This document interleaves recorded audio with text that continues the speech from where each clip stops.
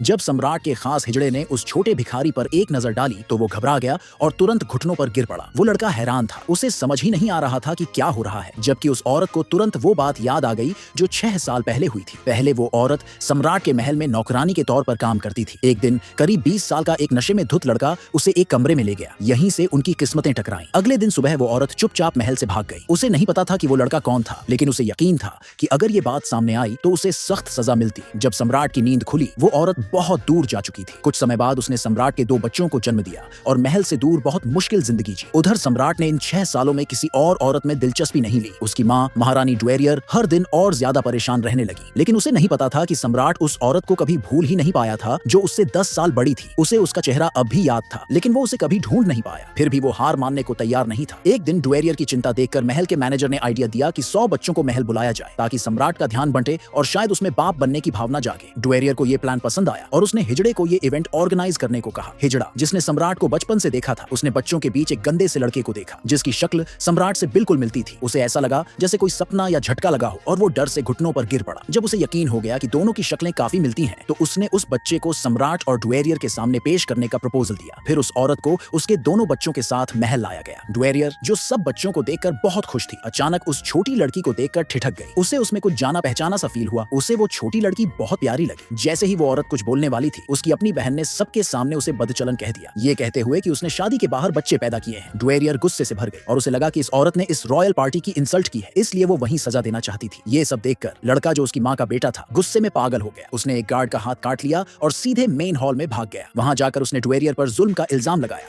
और बोला कि जब वो बड़ा होगा तो अपनी माँ का बदला जरूर लेगा। सब लोग शॉक में थे। एक नौकर उसे सजा देना चाहता था क्योंकि उसने शाही खानदान की बेइज्जती की थी, लेकिन वो बच्चा बिल्कुल भी नहीं डरा। उसने कामली कहा कि उसकी एज सिर्फ 5 साल है और कानून के हिसाब से 7 साल से छोटे बच्चों को सजा नहीं दी जा सकती। फिर उसने ड्वेरियर से कहा कि उसे सही और गलत में फर्क करना चाहिए। ड्वेरियर बहुत गुस्से में थी, लेकिन लड़के की बातों में कोई गलती नहीं थी। लड़के ने कहा कि वो हमेशा अपने माँ बाप की रिस्पेक्ट करता है, क्योंकि जो अपने माँ बाप का सम्मान नहीं कर सकता वो कभी समाज की सेवा नहीं कर पाएगा। उसकी मैच्योरिटी देखकर ड्वेरियर चुप हो गई, लेकिन कुछ दरबारी बोले कि ये लड़का बैडली बिहेव्ड है और नौकरों ने कहा कि इसे सजा मिलनी चाहिए। तभी ड्वेरियर ने कहा कि जब कोई बच्चा बिना बाप के बड़ा होता है तो उसका ऐसा बिहेवियर होना एक्सपेक्टेड है। ये बात सुनकर लड़के को गहरी चोट लगी और उसने ड्वेरियर को चुप रहने को कह दिया। उसकी माँ डर गई और जल्दी से उसके मुंह पर हाथ रख दिया, लेकिन जैसे ही एक नौकर उसे मारने के लिए बढ़ा, औरत बीच में आ गई और खुद पर वार झेल लिया। ड्वेरियर से हाथ जोड़कर बोली कि उसके बेटे को छोड़ दे और सजा उसे दे। जब माहौल और बिगड़ने लगा, लड़के ने ड्वेरियर को निकम्मा और जनता के ट्रस्ट के लायक नहीं कहा। ये सुनकर सब शॉक्ड थे, यहाँ तक कि ड्वेरियर भी। तभी उसके दिमाग में आया कि ये लड़का सम्राट से बहुत मिलता जुलता है। उसी टाइम सम्राट हॉल में एंट्री करता है। औरत ने धीरे से सिर उठाया, उनकी नजरें मिली और सम्राट ने तुरंत पहचान लिया। ये वही औरत थी जिसे वो पिछले 6 सालों से डेस्परेट ढूंढ रहा था।